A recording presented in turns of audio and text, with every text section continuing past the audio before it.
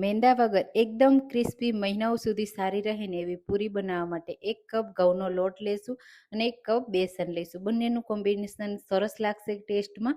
હવે એમાં સ્વાદ પ્રમાણે મીઠું, હળદર પાવડર, ચીલી ફ્લેક્સ, મરી પાવડર, જીરા પાવડર અને ધાણા જીરું પાવડર, અજમા એડ કરીશું સારી રીતે.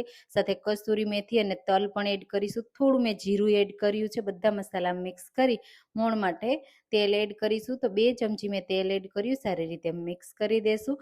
અને આ લોટને થોડો એવો કઠણ લોટ બાંધવાનો, કારણ કે આપણે એને રેસ્ટ આપવાનો નથી. થોડું તેલ લગાવી નાની નાની સાઈઝના લુવા કરી અને બસ તરત જ એ લુવાને ઢાંકી દેવાના અને પછી એમાંથી પૂરી વણી લેવાની. તો પૂરી વણતી વખતે થોડું તેલ લગાવવાનું, લોટ લગાવવાનો નથી.